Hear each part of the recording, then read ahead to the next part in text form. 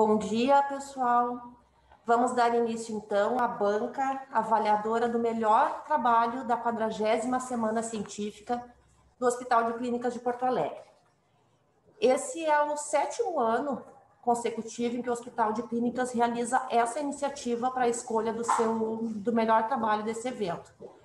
E é uma iniciativa que tem como objetivo estimular a cultura da comunicação entre os pesquisadores da saúde, considerando que o conhecimento transforma, a ciência muda a vida, a ciência salva vidas.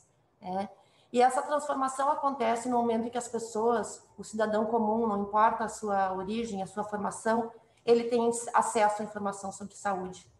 Ela precisa, portanto, sair dos muros acadêmicos e ela precisa ser comunicada de uma forma clara. Esse é o desafio que a gente coloca hoje para 4 jovens pesquisadores que, ao longo da nossa semana, de segunda a quinta-feira, tiveram os seus trabalhos selecionados, cada um deles com o melhor de um dia, de segunda a quinta.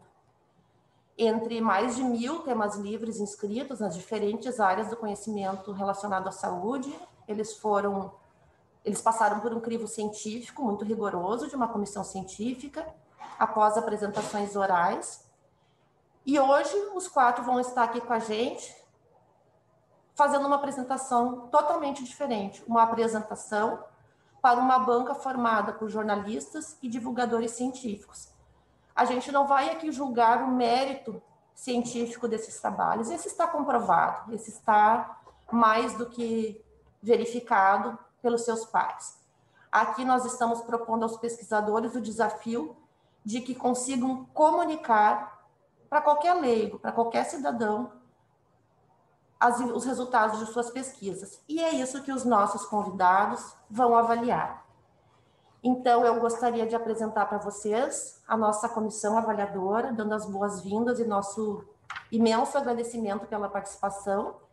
Aqui à minha direita na tela, vocês conhecem a Miriam Barradas. Ela é especialista em planejamento em comunicação e gestão de crises de imagem pela PUC do Rio Grande do Sul, servidora da Secretaria de Comunicação Social da Universidade Federal do Rio Grande do Sul, onde atua como na assessoria de imprensa e no projeto URG Ciência, que é um portal de divulgação científica justamente. Ao lado da Miriam, nós temos a Alexandra Osório de Almeida. Ela é diretora de redação da revista FAPESP desde 2015, tem formação em Ciências Sociais pela USP, onde realizou mestrado e doutorado em Ciência Política, e também trabalhou na Folha de São Paulo por 8 anos e na extinta revista Saúde Paulista, da Escola Paulista de Medicina, a Unifesp. Integra a nossa banca ainda, lá na ponta da mesa, digamos assim, o André Azevedo da Fonseca, que é professor adjunto no Centro de Educação, Comunicação e Artes da Universidade Estadual de Londrina. É doutor em História pela Unesp e pós-doutor no Programa Avançado de Cultura Contemporânea da UFRJ e integra a Rede de Divulgação Científica Science Vlogs Brasil. Bem-vindos, mais uma vez, obrigada. E vamos, então, a esse desafio. Nós vamos chamar o nosso primeiro candidato, digamos assim, nosso primeiro finalista, que vai fazer a sua apresentação. Cada um dos 4 apresentadores terá 5 minutos, exatamente 5 minutos, para fazer a sua exposição. Feito isso, a banca se retirará momentaneamente para definir, consensuar qual o melhor trabalho da 40ª Semana Científica do Hospital de Clínicas. Então, nós vamos começar convidando o Igor Araújo Vieira. O Igor vai nos apresentar o trabalho, que foi o melhor trabalho das apresentações orais de segunda-feira.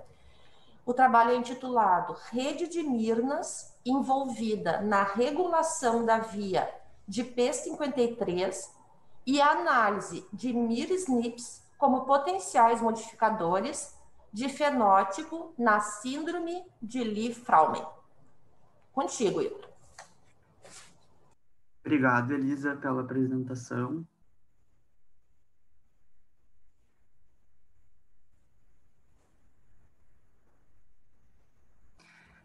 Esse trabalho, ele faz parte do meu doutorado, que está sendo desenvolvido no programa de pós-graduação em Genética e Biologia Molecular da URGS. O tema do nosso estudo é a síndrome de Li-Fraumeni, que ela é caracterizada pela predisposição hereditária ao câncer. Então, os pacientes apresentam múltiplos tipos de tumores em idade jovem. Os tumores centrais, também chamados dessa forma porque são os tumores mais frequentes, incluem o câncer de mama e sarcomas. E existem outros tipos de tumores que eles também são descritos em famílias com essa doença. Ela é causada por variações de sequência germinativas. O que são variações de sequência germinativas? Elas são transmitidas pelo gameta paterno ou materno e vão estar presentes em todas as células do corpo do indivíduo desde a formação do embrião.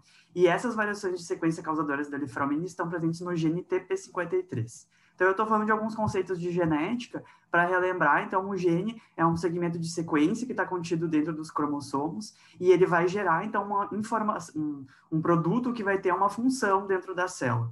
E essa informação é primeiramente convertida para RNA mensageiro, que depois vai ser exportado para o citoplasma e vai gerar as proteínas como a gente conhece.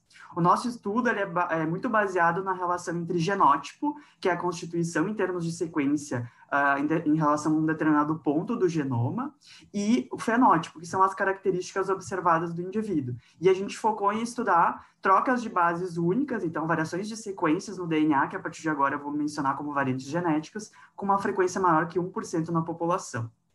Nosso gene de estudo é o TP53. Ele codifica, então, um produto funcional, que é a proteína supressora de tumor P53. Ela é bastante famosa, porque ela é muito relatada e frequentemente mutada em câncer. E ela tem um papel como se fosse um gatilho. Então, ela estimula a expressão de algumas proteínas que vão ser um sinal para inibir a proliferação celular, ou até mesmo induzir a morte celular programada. Tem uma variante que se destaca muito nesse gene, uma variante genética que se chama popularmente R337H. Ela tem uma frequência bastante alta, a maior frequência já descrita para uma variante nesse gene. Cerca de 1 em cada 300 recém-nascidos no sul e sudeste do Brasil vão ser positivos para essa variante, e ela é um fator genético causador dessa síndrome de Li-Fraumeni. Mais da metade dos portadores dessa variante, eles vão ter pelo menos um câncer até os 60 anos de idade. E aí aqui eu quis trazer para vocês como se fosse um mosaico, para a gente observar que existe uma grande variabilidade clínica nos pacientes portadores dessa variante, desde pacientes sem diagnóstico de câncer até uma idade avançada, até aqueles que têm manifestações bem típicas da síndrome. Muito se pergunta o que pode explicar essa grande variabilidade, e tem se estudado muito o papel de pequenos RNAs, chamados de microRNAs. Eles não codificam proteínas, mas eles têm uma função a nível celular. Eles regulam negativamente a expressão, os níveis de atividade dos genes, tá? E o que a gente sabe é que P53 ele é altamente regulado por esses microRNAs, seja de uma maneira direta ou uma maneira indireta. Existem, assim como em outros genes humanos, variantes em genes que codificam esses microRNAs. Eles são chamados de miR-SNPs. Eles já foram associados com câncer e em estudos recentes eles têm sido apontados como potenciais modificadores de fenótipo na síndrome de Li-Fraumeni. Então, os objetivos do nosso trabalho foram atualizar a rede de microRNAs envolvida na regulação da proteína P53, selecionar novos miR-SNPs, bem como avaliar o seu papel como potenciais modificadores de fenótipo em pacientes com Li-Fraumeni, portadores de diferentes variantes e provenientes das regiões sul e sudeste do Brasil. A gente teve toda uma abordagem, desde de ferramentas computacionais até a avaliação de um grande grupo de pacientes portadores da variante R337H e determinando os genótipos para os miR-SNPs selecionados. A gente conseguiu gerar essa rede e a gente conseguiu observar que um microRNA, especificamente uma família de microRNA, se destacava muito. Os membros dessa família são similares em estrutura e em função, de T4A, B e C, e a gente observou nos miR-SNPs selecionados apenas um presente na nossa amostra, que é esse relacionado ao MIR34B e C.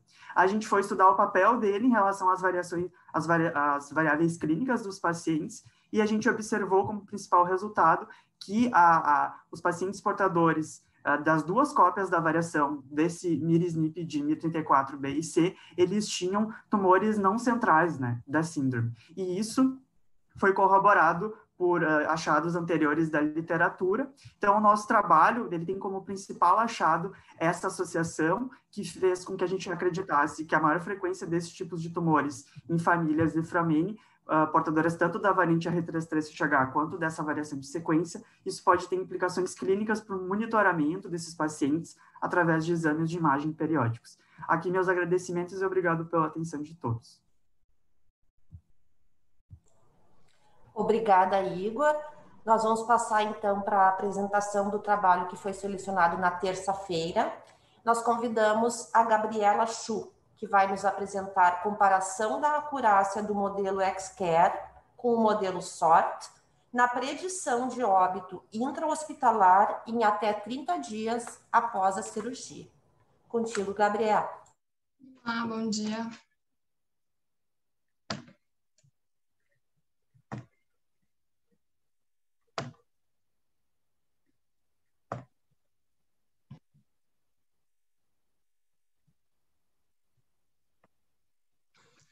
São realizadas milhares de cirurgias no mundo por ano e, felizmente, na maioria das vezes, não ocorrem complicações. Entretanto, apesar da evolução das técnicas anestésicas e cirúrgicas, existe um grupo de pacientes mais suscetível a complicações após a cirurgia. Meu nome é Gabriela Chu e o trabalho que eu vou apresentar é a comparação da acurácia do modelo XCare com o modelo SORT na predição de óbito intra-hospitalar em até 30 dias após a cirurgia, no qual participei como aluna de iniciação científica orientada pela professora Luciana Stefani, no qual construímos e validamos um modelo para identificar os pacientes de alto risco. Estratificar o risco do paciente é importante porque auxilia nos processos de comunicação e tomada de decisão, no planejamento do cuidado perioperatório e no gerenciamento dos recursos disponíveis. No mundo, existem diversos modelos de risco perioperatório, sendo a maioria construída com dados de países desenvolvidos, que não necessariamente refletem o risco da população brasileira. Nesse contexto, desenvolvemos um modelo de predição de morte em até 30 dias no pós-operatório, adaptado à nossa realidade, o Sistema de Saúde Público do Brasil. Para isso, usamos dados de mais de 15 mil pacientes submetidos a cirurgias no Hospital de Clínicas de Porto Alegre.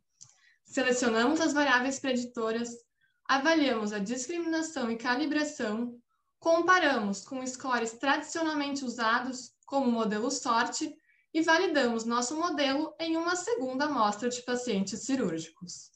O artigo que descreve a confecção do modelo inicial foi publicado na revista PLOS ONE em outubro de 2017. Para facilitar a utilização prática do modelo, criamos 4 classes de risco. E, recentemente, refinamos e atualizamos o modelo em uma nova amostra contemporânea de pacientes. O modelo de risco resultante, baseado nas variáveis do modelo inicial, foi chamado de XCare e publicado recentemente no British Journal of Anesthesia. As variáveis que compõem o modelo final são idade, a classificação ASA, a natureza seletiva ou de urgência e o porte cirúrgico. O produto desse estudo foi uma ferramenta de estratificação de risco pré-operatório desenvolvida utilizando dados de um hospital brasileiro do Sistema Único de Saúde. O desenvolvimento de uma ferramenta web-based de baixo custo e de fácil acessibilidade permite que o profissional de saúde compartilhe o risco com o paciente e previna possíveis complicações, dando condições para que as instituições desenvolvam estratégias para cuidar melhor dos pacientes de alto risco. Obrigada, Elisa. Muito obrigada, Gabriela. Nós passamos, então, à apresentação do nosso terceiro trabalho que foi selecionado na quarta-feira. Teremos agora uma dupla, a Thaís Ziles Fritz e o Carlos Daniel Vieira, que vão nos apresentar o trabalho Minuto Corona, conectando ciência e comunidade. É com a dupla aí. Muito bom dia, eu sou a Thaís, sou acadêmica de enfermagem da UFSPA. Bom dia, eu sou o Carlos, acadêmico de medicina da UFSPA. Nós viemos aqui apresentar para vocês o nosso trabalho intitulado Minuto Corona. Conectando ciência e sociedade. Oi, Carlos, tudo bem?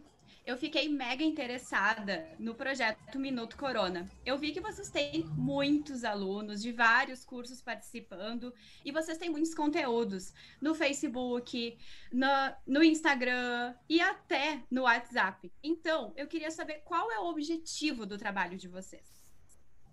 Oi, Thaís, tudo bem? O nosso principal objetivo é traduzir os estudos publicados em portais como o Ministério da Saúde, OMS, revistas científicas, para que todas as pessoas entendam com facilidade o que está acontecendo agora no Brasil e no mundo.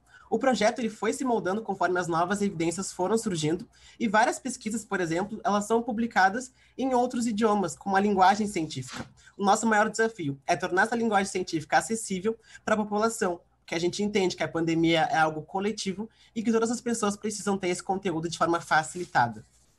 Eu vi que a equipe tem muitos conteúdos e 2 deles foi bem importante e me chamou bastante atenção.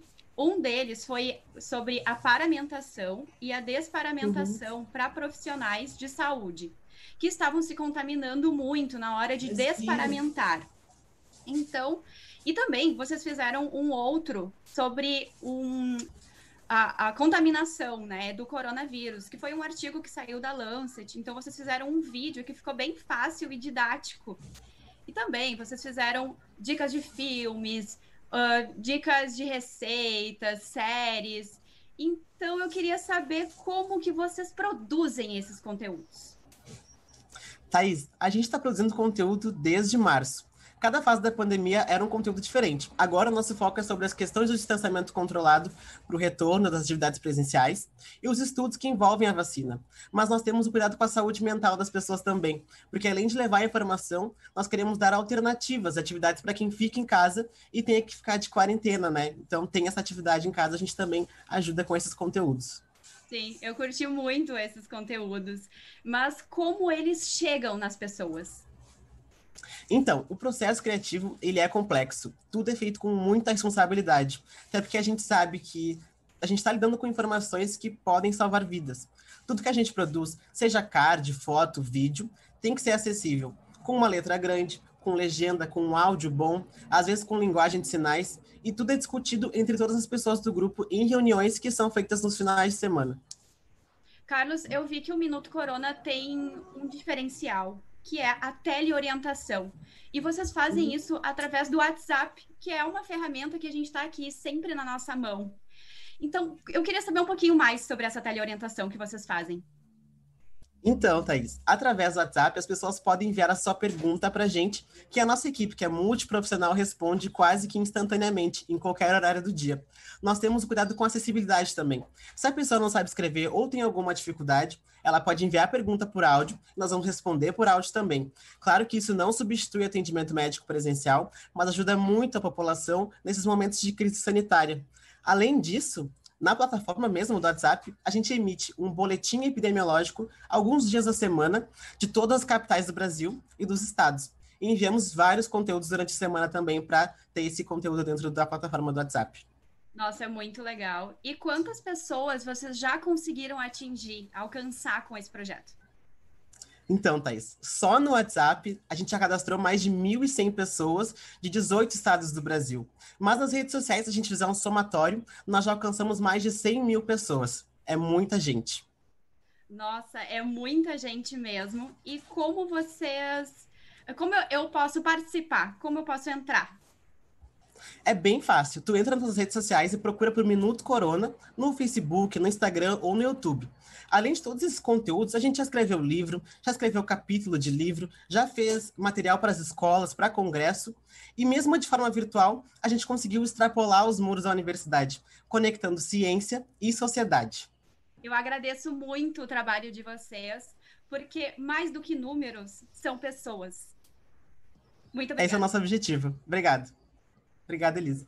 Obrigada, Elisa. Obrigada, Thaís. Obrigada, Carlos. Vamos passar, então, para a nossa última apresentação, o trabalho selecionado ontem, quinta-feira. Eu convido a Melissa Daniele Alves para nos apresentar comparação entre as faixas de RNI em dispositivo microfluídico Point of Care e método laboratorial padrão ouro. É contigo, Melissa.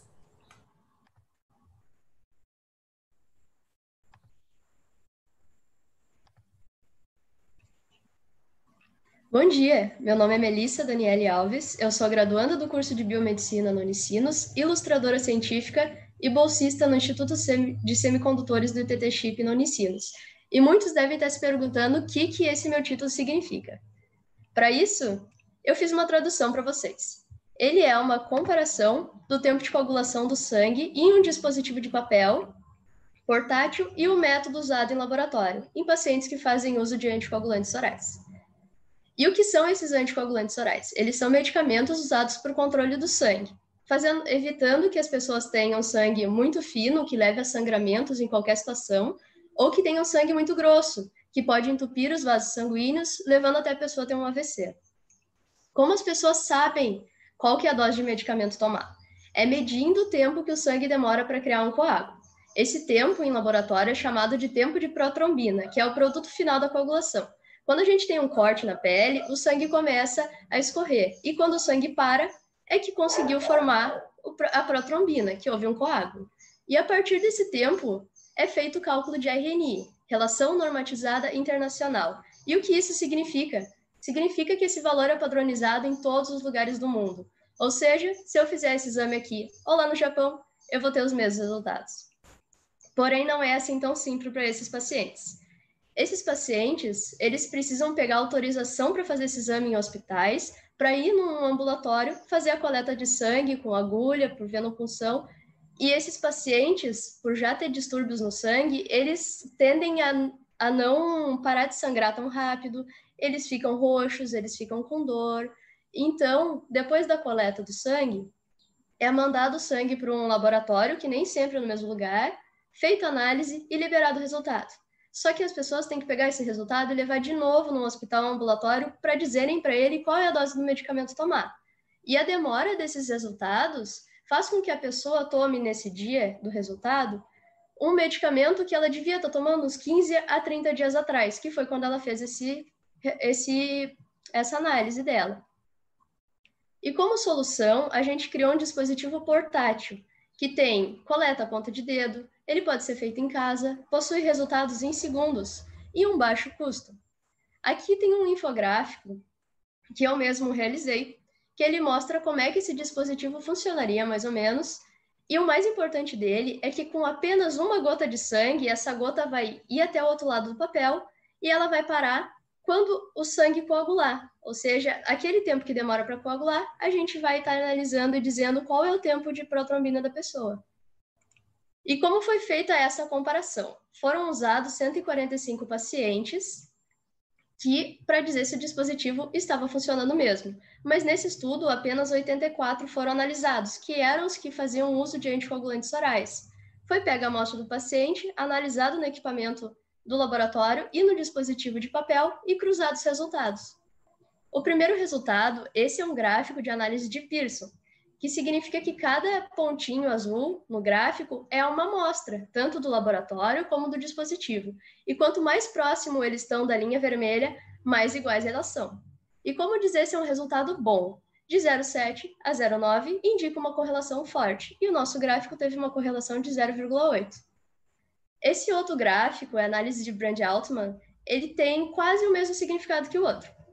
Só que cada pontinho também é uma amostra, só que nesse, o importante é estar mais próximo da linha preta do meio. E, mais ainda, a maioria das amostras tem que estar entre as linhas pontilhadas. Isso significa que elas são próximas. E o que significa todos esses resultados? Para que chegamos nisso? Significa que esses resultados comprovam que o dispositivo funciona igual ao teste feito no laboratório.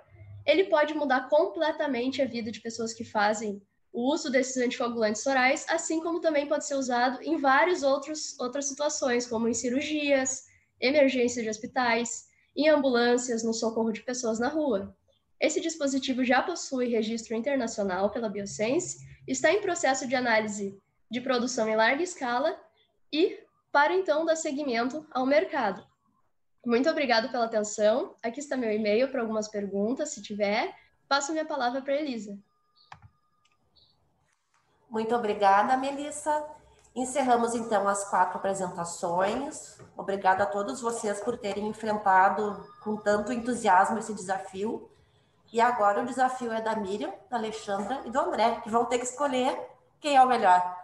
Nós vamos pedir licença para o público, nós 4 vamos nos retirar por alguns instantes para tomar essa decisão que não vai ser fácil.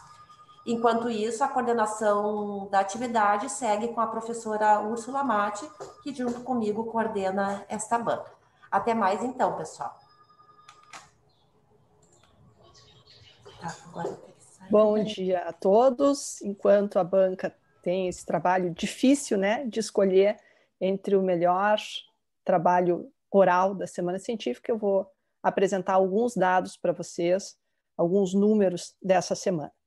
Eu sou a Úrsula, né, sou professora do Departamento de Genética da URGS e coordenadora adjunta da Semana Científica.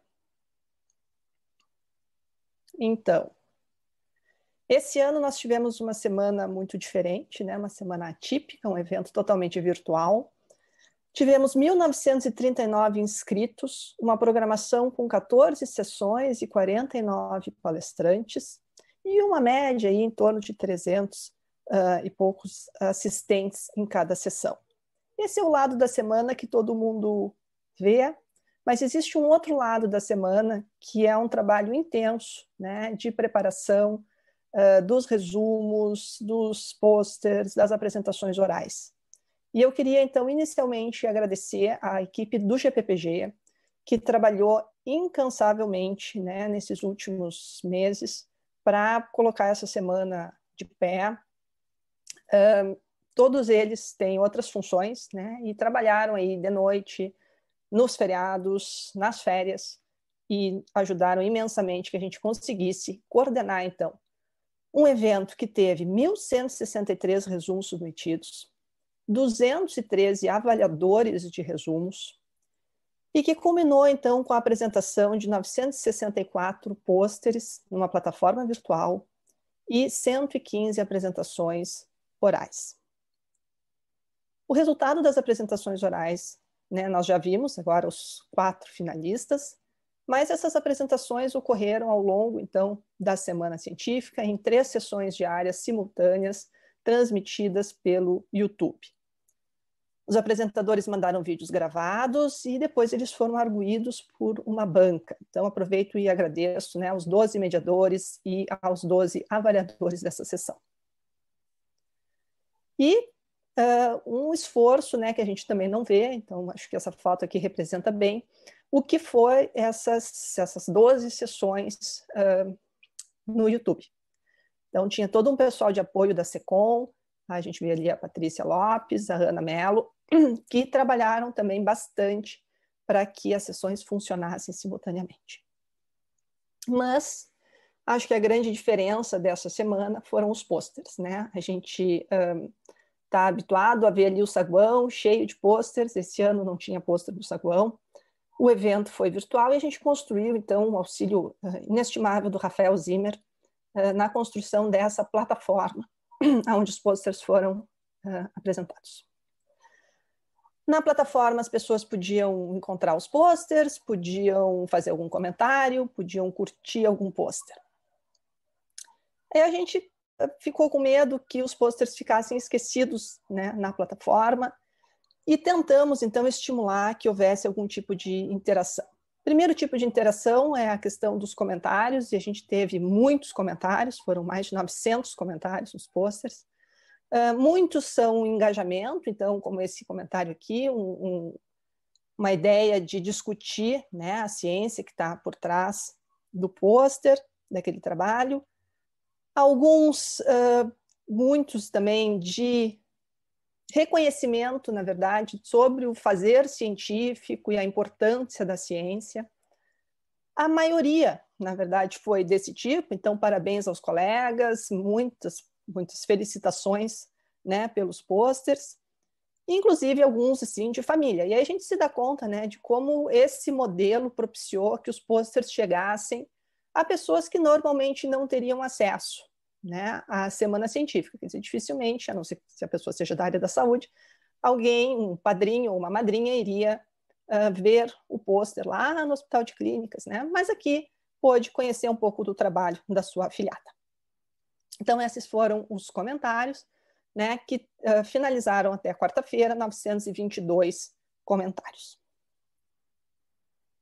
Mas, para aumentar o engajamento, a gente resolveu fazer curtidas e premiar, então, entre os 5 trabalhos que tivessem o maior número de curtidas. E aí a gente podia curtir. E fizemos um controle, né, relativamente simples, para também não desestimular as pessoas de curtirem os trabalhos. E houve um engajamento muito grande das pessoas, né, uma propaganda aí para curtam o meu pôster. Alguns pediram votos, né, em família, então isso aqui é a mãe de uma pessoa que tinha um pôster lá pedindo curtam o pôster da minha filha no seu grupo de WhatsApp. De novo, né, o engajamento da sociedade, da comunidade em geral nesse evento.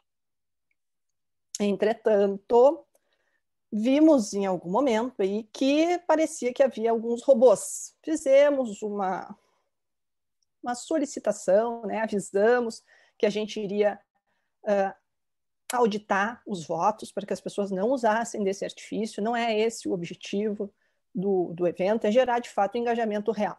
Tá? E fizemos isso. E como que a gente faz isso, né? Quando a gente usa um computador na internet, esse computador recebe um número, ele se chama IP. E a gente consegue avaliar, né? A gente consegue identificar qual IP votou em qual pôster. E o que a gente imagina é que um IP vai votar em um pôster. Né? Eu peço um voto para alguém, essa pessoa vai votar em mim, tem uma relação de um IP por pôster. Eventualmente, quando a gente usa um computador que está numa rede corporativa, por exemplo, os computadores dentro do Hospital de Clínicas, eles saem todos com o mesmo número de IP. Então, a gente também esperava que houvessem alguns IPs super representados na nossa amostra, mas que o voto desses IPs fosse distribuído entre vários pôsteres. Eu não imagino que todas as pessoas do Hospital de Clínicas vão votar num pôster só. Né? Cada um vai votar no pôster da sua área, dos seus conhecidos. Então, isso também era esperado. O que indica, né, o uso de um robô é quando eu tenho um IP com um número desproporcional de votos, todos para um mesmo pôster, e em intervalos de tempo muito curtos. Ou seja, 2 votos por minuto, mais ou menos. Né? E, gente, eu vou dar um conselho para vocês. Isso a gente pega, a gente vê. Dá trabalho? Dá. O Rafael e eu ficamos ontem um tempo resolvendo isso, mas a gente viu. E é feio. Não faça. Tá? Então, o que nós fizemos? Nós auditamos os votos e finalmente encontramos, né, os pôsteres com o maior número de votos válidos. E temos aqui os finalistas em termos de votos válidos. Então, é o pôster 2206, efeitos do exercício aeróbico no comprimento de telômeros em pacientes com insuficiência cardíaca sistólica, protocolo de um estudo de ensaio controlado randomizado. O pôster 2334, hipotensão ortostática e quedas intra-hospitalar entre pacientes idosos com e sem diabetes tipo 2. O pôster 2242, teleconsultas de enfermagem para mulheres com câncer de mama diante da pandemia de Covid-19. O pôster 2519, pacientes com glicogenoses hepáticas apresentam densidade mineral óssea alterada. E o pôster 2523, relato de caso, acompanhamento multidisciplinar no paciente cirrótico. E eu vou pedir, então, que os apresentadores sejam colocados aí na tela.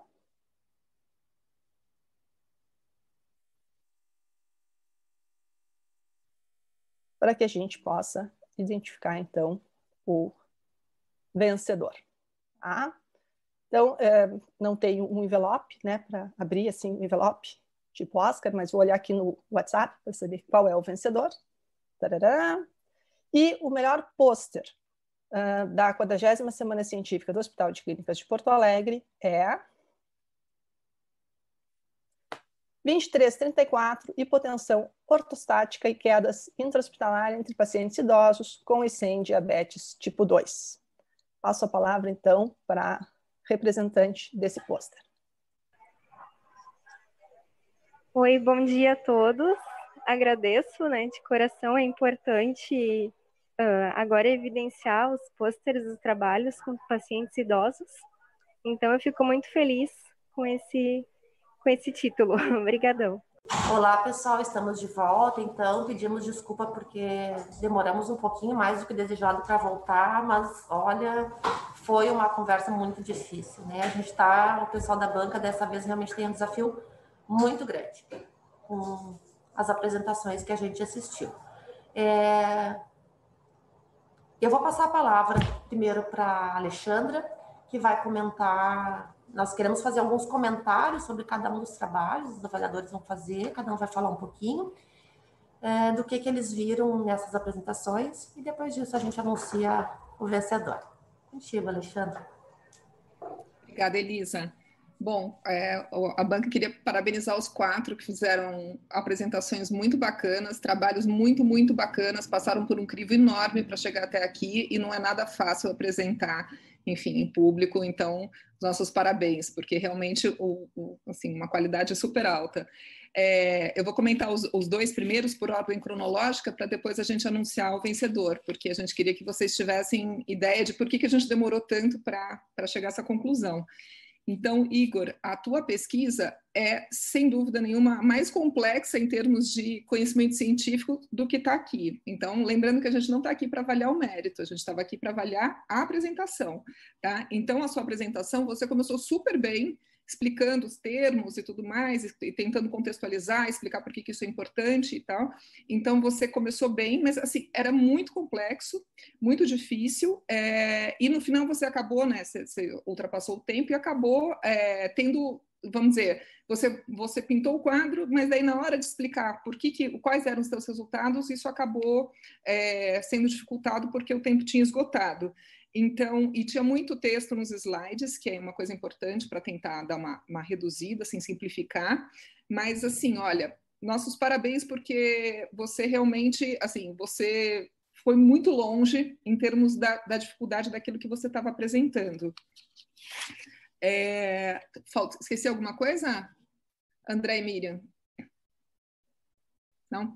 Então, tá bom. Então, Gabriela, você fez uma apresentação, um trabalho super importante, super interessante sobre, enfim, esses 2 modelos de como avaliar esse risco pós-operatório. Você conseguiu mostrar por que isso era relevante, como é que, enfim, por que era importante fazer essa comparação.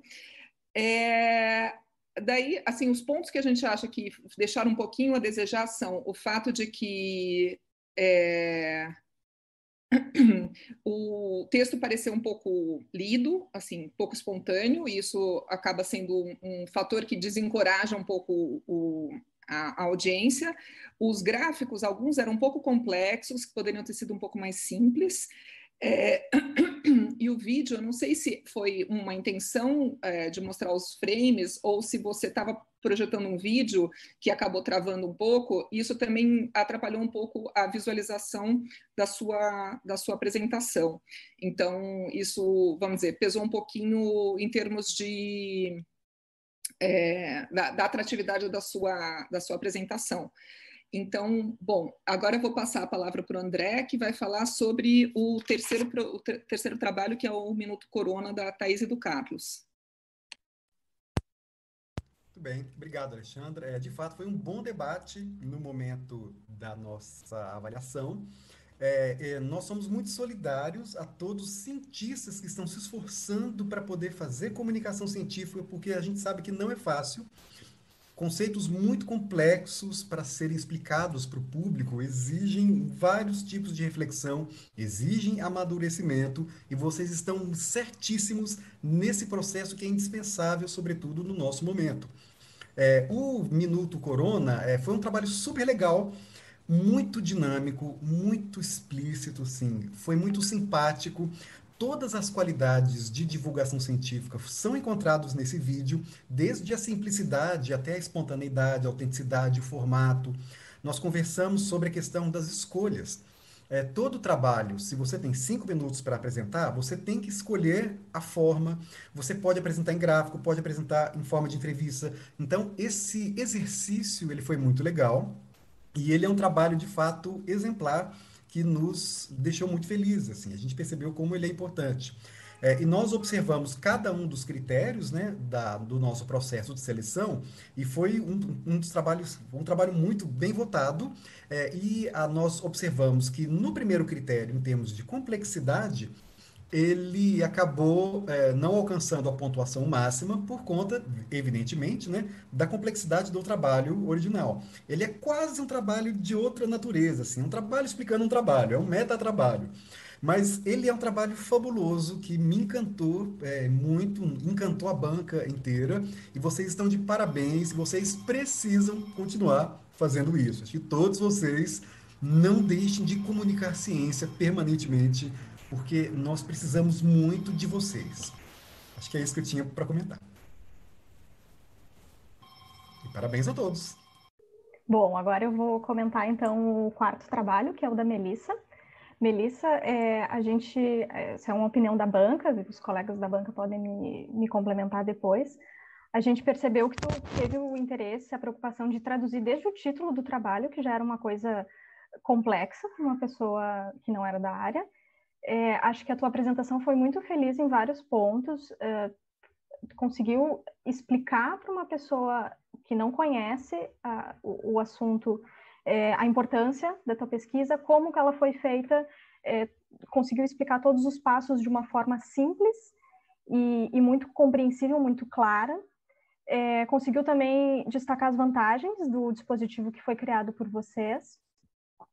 E acho que a apresentação, visualmente falando, também foi muito feliz. Tu usou muitos elementos visuais, as ilustrações, e isso é muito atrativo para a pessoa que está assistindo.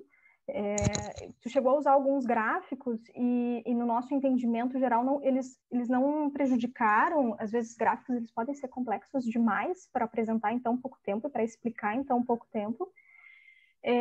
Conseguiu explicar de uma forma simples o que aquele gráfico mostrava, e isso foi muito interessante para a gente.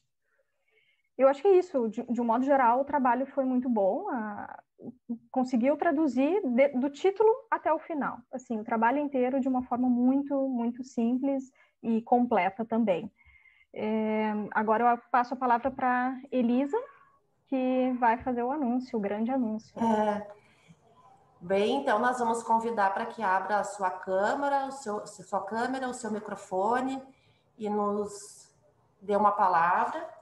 A pessoa que depois de tanta dificuldade foi escolhida como a autora do melhor trabalho da 40ª Semana Científica do Hospital de Clínicas, Melissa Daniele Alves.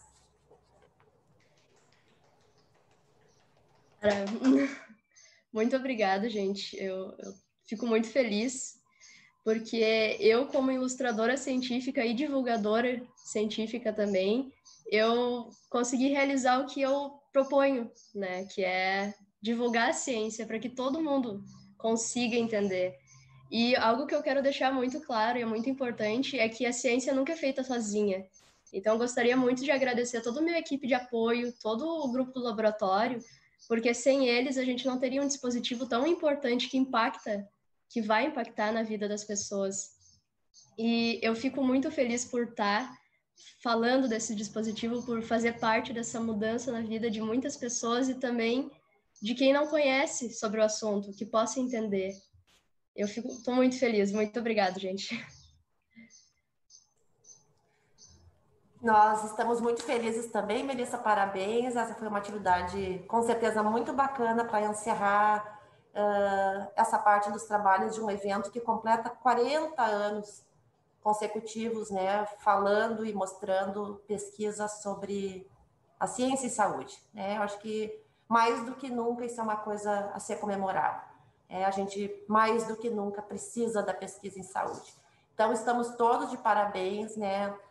Também o Igor, a Gabriela, a Thaís, o Carlos, com suas apresentações maravilhosas que tornaram essa manhã tão agradável.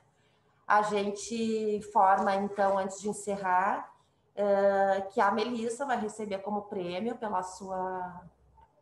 por ter vencido, né, o melhor trabalho.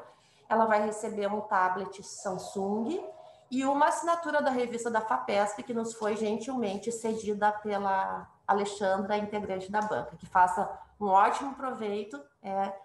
Miriam, Alexandra e André, muito obrigado pela presença tão qualificada, tão simpática e tão entusiasmada de vocês.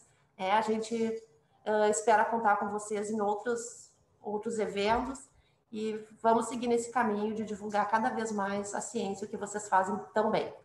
Um abraço, gente, e agora a Semana Científica segue com a sua programação. Eu passo a palavra para a Keren. Bom dia.